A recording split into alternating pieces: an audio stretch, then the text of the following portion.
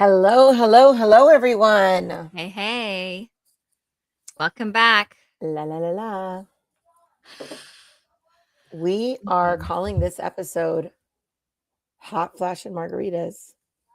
Who is Lisa James? So we kind of got the idea of making each one of us the focus of the podcast for an episode so that we could ask questions and kind of find out, kind of let you know who we are, Mhm. in case you were curious. Well, Um, that way you guys know that, you know, some of the dirt on us. we're real people. That we're real people that have made not always the best decisions, but it's okay. It's fine. I feel like we're like kids who, when they're little, they cover their eyes and they think that if they can't see you, you can't see them. So I feel like we're like, yes, we're imperfect, but you probably already thought we were imperfect. We're the only ones who thought that we We're presented yeah. that we weren't perfect. No. But anyway. So Lisa James and I go way back. And we have been. I've told this story like in private circles, but I basically was. It was like right before my 30th birthday. I know we don't go way back. We're like 35, but whatever. It was right before it was a couple years before my 30th birthday, and I was just like, I need a new friend. I need like a real meaningful new friend. Not that the friends that I had weren't meaningful, but I was looking for a specific, like, kind of that matched my like spiritual energy and just like friend. And one thing led to another, and a mutual friend, longer friends with Lisa, but somebody that I knew introduced us and said, "You two are going to lunch, and it's going to be great." And we did. I don't think we went to lunch, but it was great. We've been friends ever since, and we've shared a lot of memories together, and we've Mhm. witnessed each other's experience. So that's how we know each other. But yeah, so I'm going to ask her some questions, and she'll give us the answers she wants to give us. Dear Lord.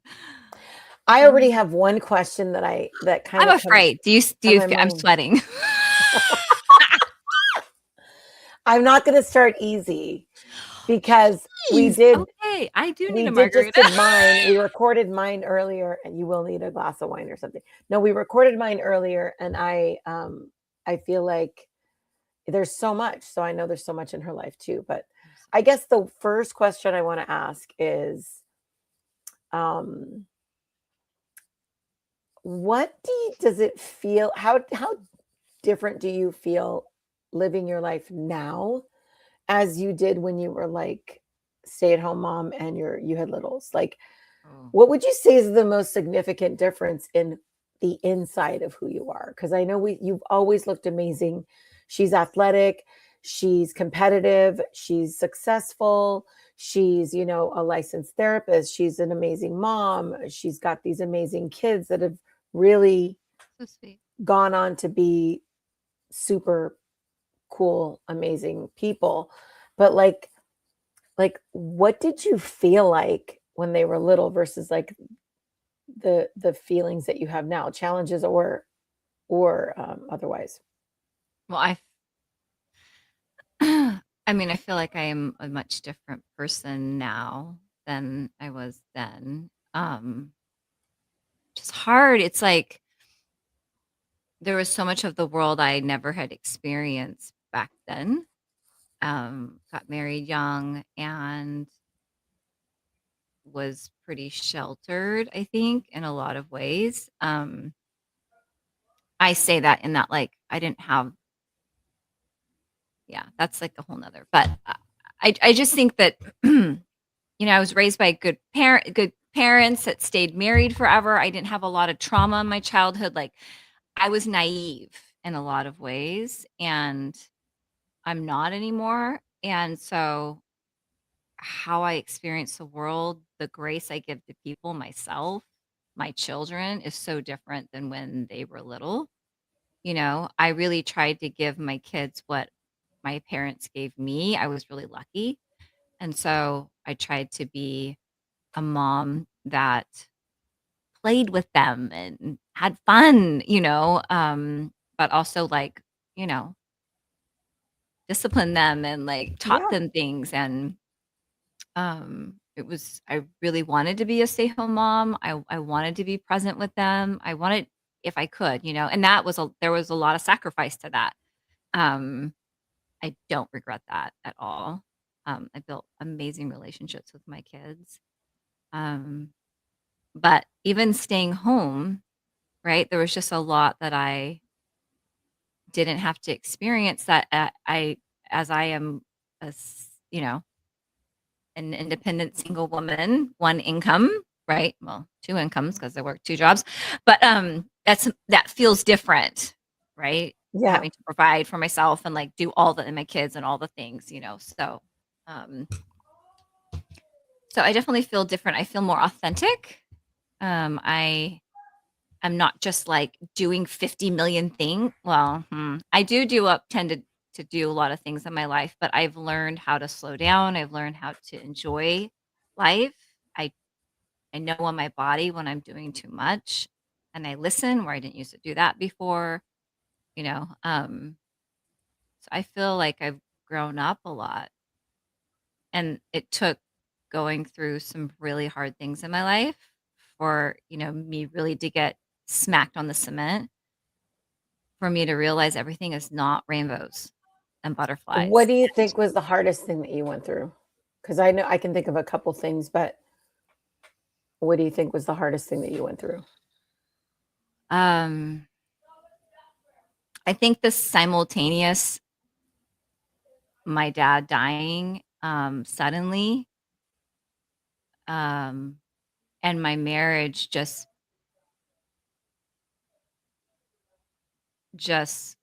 uh, decaying on the inside, and me trying to keep it like it's fine on the outside, colliding at the same time.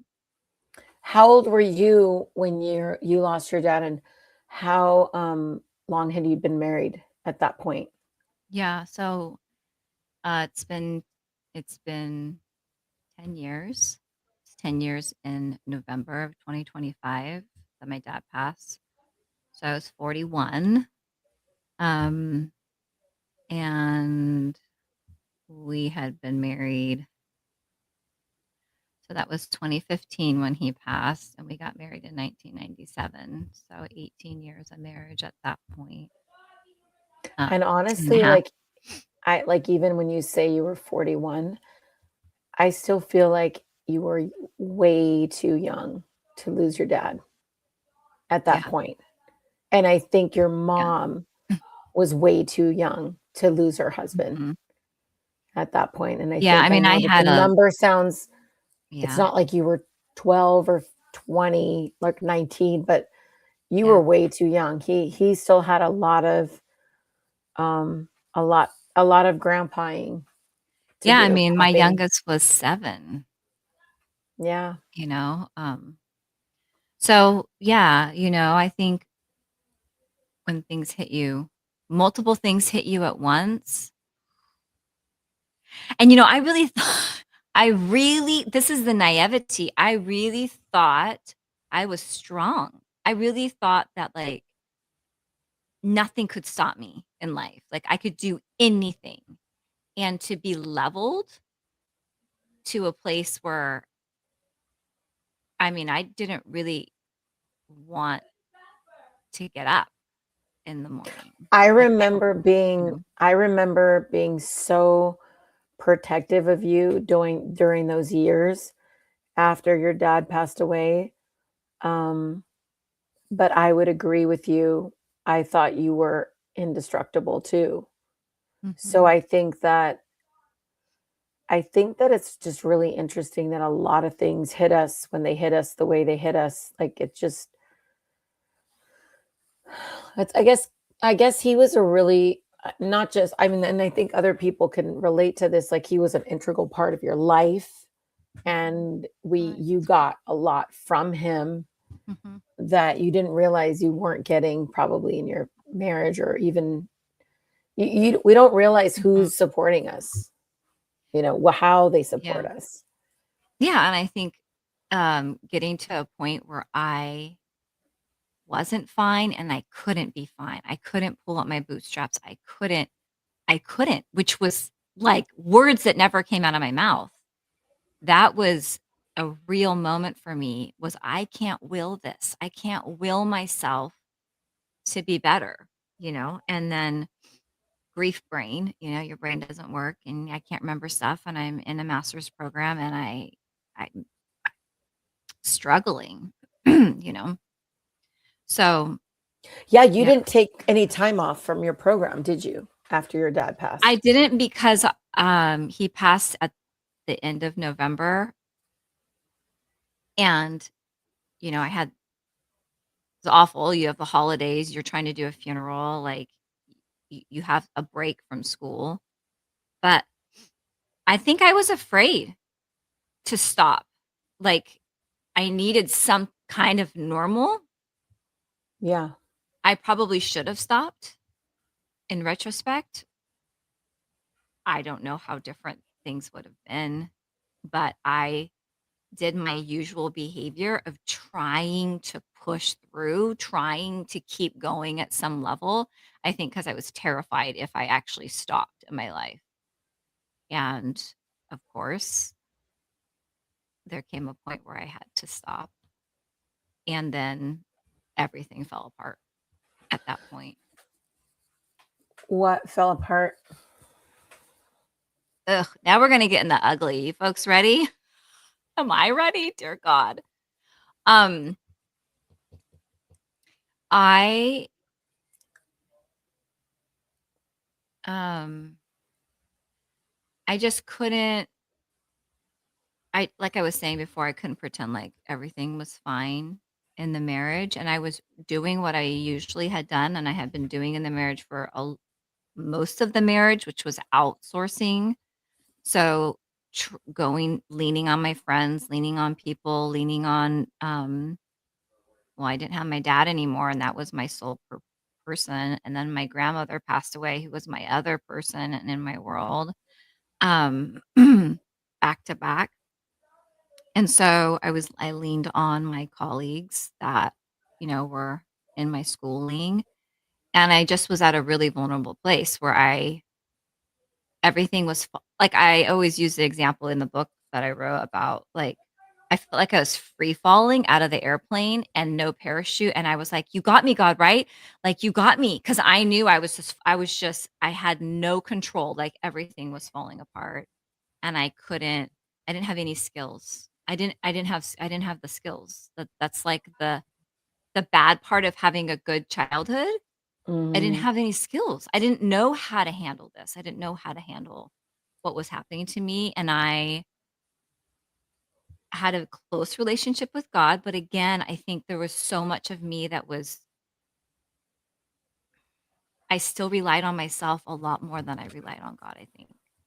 And so when I didn't have myself to rely on, I mean, it changed, like, m- the reality of my relationship with God a lot, you know. How did it affect your relationship with your kids? Because I think a lot of moms struggle with being there for themselves or going through things and it Mhm. making them or them thinking that they're not being as good of a mom or they don't have Mhm. the capacity. Like, how do you think it affected your relationship with your kids? Well, I'm sure each one differently. especially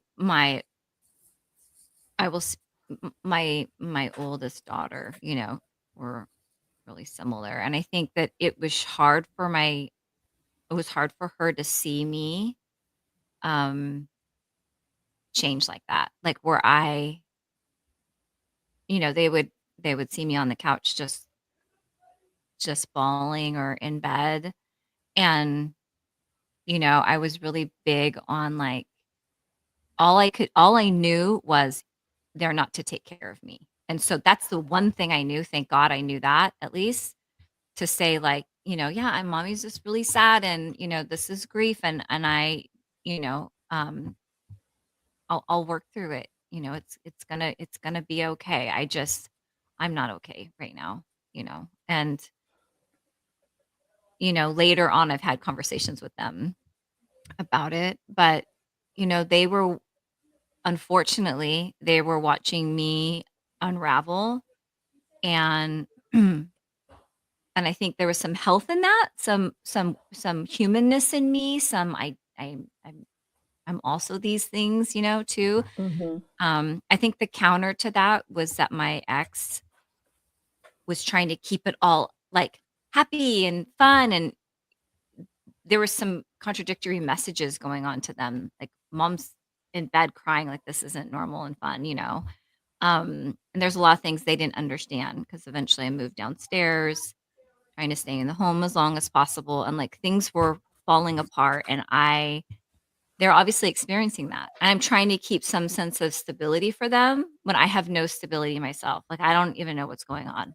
I was trying to separate how much is my grief and how much is this marriage. And I didn't know. So it's like, well, I'll just move downstairs. So I'm not moving out and like try to figure it out. And I was there for like a year and a half down there trying to figure it out. Yeah, I think it's one of the things that I find a hard way to explain or um,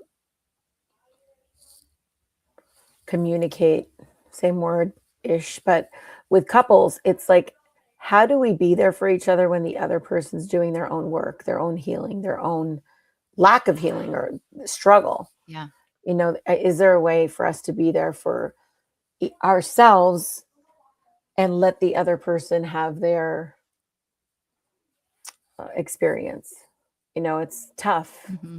It's tough without taking it personally. And I think Yeah. about those years and I think about how hard you tried. And I, because I've known you and your husband as a couple for so long, I Hmm. remember all the good years and all the Hmm. the teamwork. Hmm. So for me, from the outside going, oh wait, guys, this is just teamwork. It's like you've done this before, you've done team Hmm. before. Um, but Yeah. it is hard to, We especially didn't do for it. women. I We think didn't do especially for emotional women. team. We didn't do emotional team though. I think that was the the problem. Like we could do the roles. Like you're gonna work and I'm gonna stand with the kids and do all these things, right? I'm gonna homeschool and you're gonna do the outside chores. I'm gonna do the inside chores. But the emotional connection was not there. That was our biggest struggle.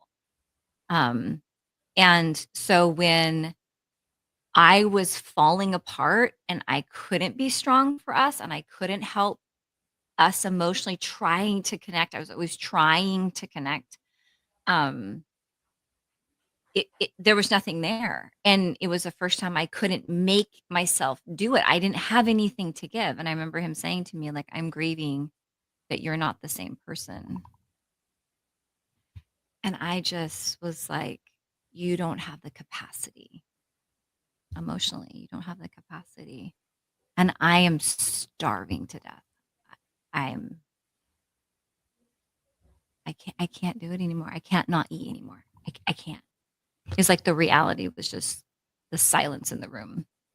Yeah, I think there's a buffering like amount of healthy buffer that you need to have in order for Mhm. um your partner to go through something, to where I really feel like it's like a bank where you deposit all this emotional stuff so that when Yeah, you do have something like this happen, you can kind of say, okay, I see you, I'm over here, I got this, but if you don't have yeah. that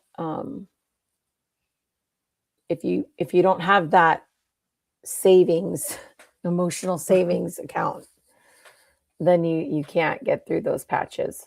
Yeah.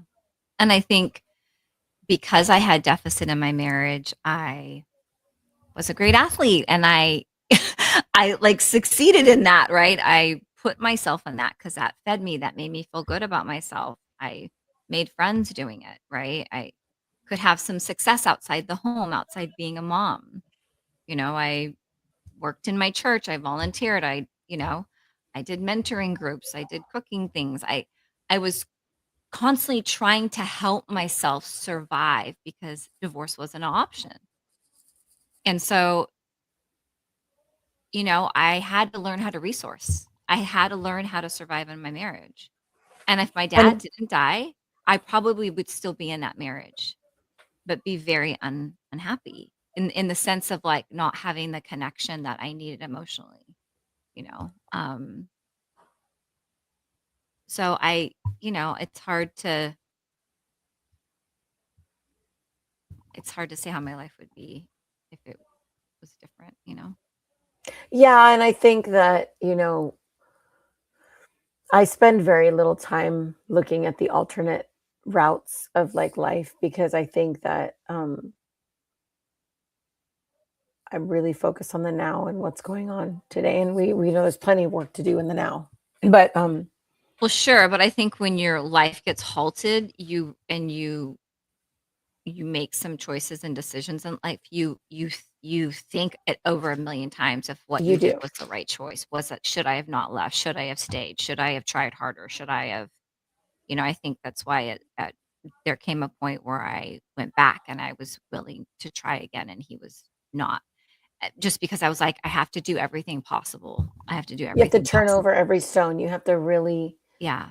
because the consequences Even of your decision are so, that's one of the things that I Mhm. have always used as like an analogy that like I heard it in an AA meeting actually, and um, this this guy was an alcoholic and he was sober, so he had been sober for years.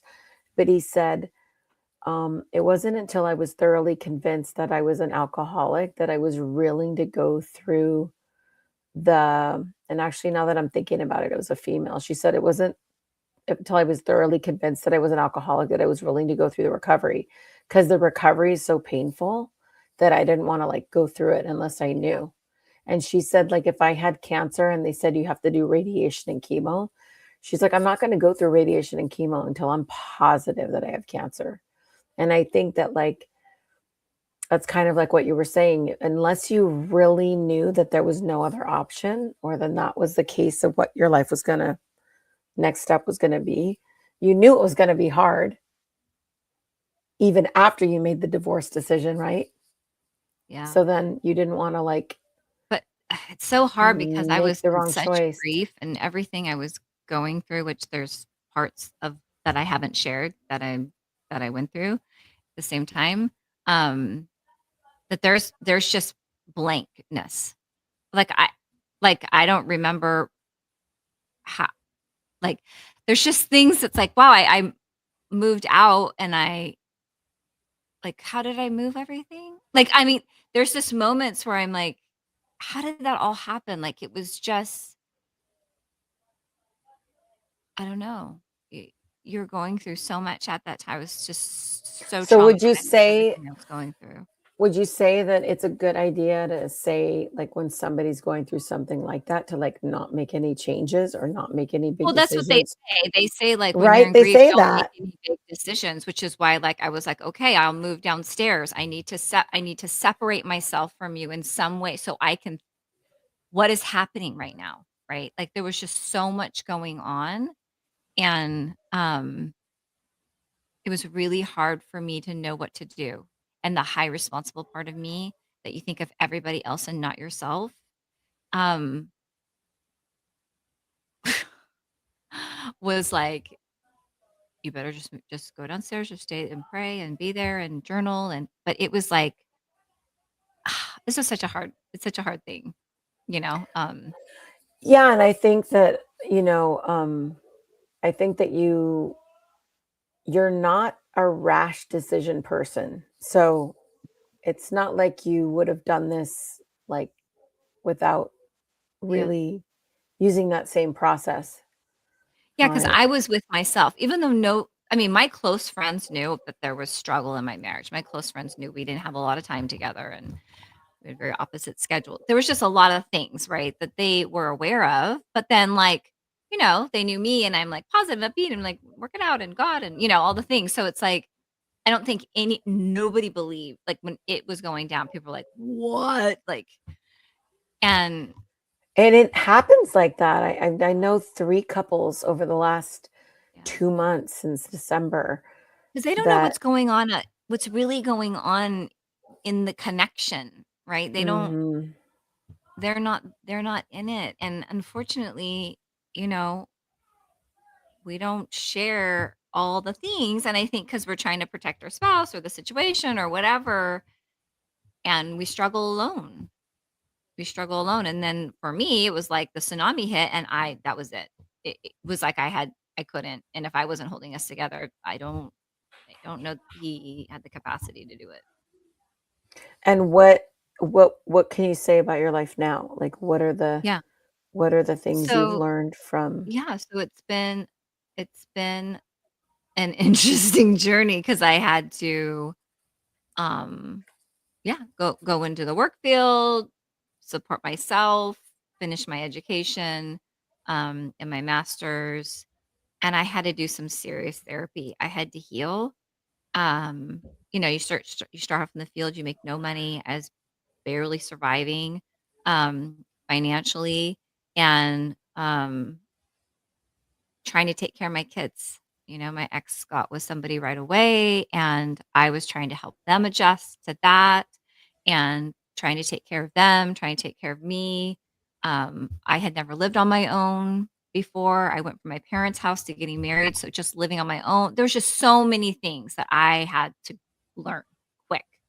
And my dad wasn't there, and that would be the person I would call, and then it would throw me in uh my grief that I'm alone and I have nobody, and, of course, I had my girls, my friends were my lifesaver, Angie and yeah, Faith, but this, like, your foundation feels gone and you don't know what you're doing, and, yeah, I just had a lot of moments. I talk about on my kitchen floor where I lost my shit. I just was just like, "God, where are you? Where are you?" Like, I don't know how to do this.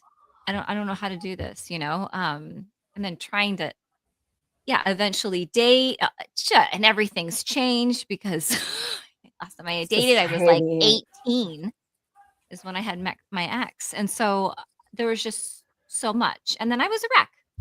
I had my stuff, it was like not going to tolerate anything because I had gone through so much. And, you know, um, it was rough. It was rough, but like, that's where writing my book came from. And I had to do a lot of healing. I And feel like you've really come out the other side. I do too. Like, I it's really do. And crazy. I feels like every week and month, you're more and more, like a more authentic version of yourself. You're more, um, like that patient pause, and yeah, I feel like you've really come out on the other side. Yeah, I really felt Not that it. it's easy, but, like, God, not that you're, like, no. easy breezy now, but, like, I see that, like, Mhm. you've said the same thing to me where you can see Yeah. that there have been challenges that have molded me and changed me, but I see it in you too, I really do, and I think this podcast is one example, the book, even the way that you're figuring out, you know, the process of things, but then also trusting the process, like, back and Mhm. forth, you know? Yeah. Um, Yeah, I think for me with the podcast, like, I've always had a heart for women. I've had a heart for women for decades, and I think that's part of the small groups in my home the mentoring and doing the cooking together, and, like, there's so many things in it. This for me is like when it was like the timing was like I felt like, "Hey, Perfect. I've really healed and I really want to connect with women in an authentic way." And that means like sharing all my failures and the mistakes I've made and the good stuff and like really journeying together that, the storm of life can come and will come. Um, and it's okay if it clears a whole lot of things, because not all storms come to destroy, some come to clear. Yeah, And you learn to rebuild and that there's hope in that there's hope in that, and I'm sure I'll share more of my story eventually at a time, right? Of all the things that happened in that season, maybe in another podcast, but um, yeah, and yeah, I really feel I healed. think women have such the capacity to have different multiple, like, lives, different versions because when your children are little, it's all encompassing. And you do, like, I don't remember, like, it's so funny. Someone will say, oh, that movie, it came out, if it came out in 13, 14, or 15, when my kids were like 0 to 3, I didn't see that movie. I don't know what they're talking about. And even later, some movies are, you're like, I don't know what, but You're like folding laundry, doing a million things while the movie's on in the yeah, house. but That's I the time think to that get stuff done. you've always been a mentor to a lot of people. You've always built people up. You've always iron sharpens iron. So that hasn't changed. But Mm. now you have like an additional facet, to that like diamond, a different edge A that you lot can more like. empathy, a lot less judgment. Oh my gosh. But I Yeah. loved that because at a time in my life when there was no right and wrong, when so much had happened in my life that it's almost like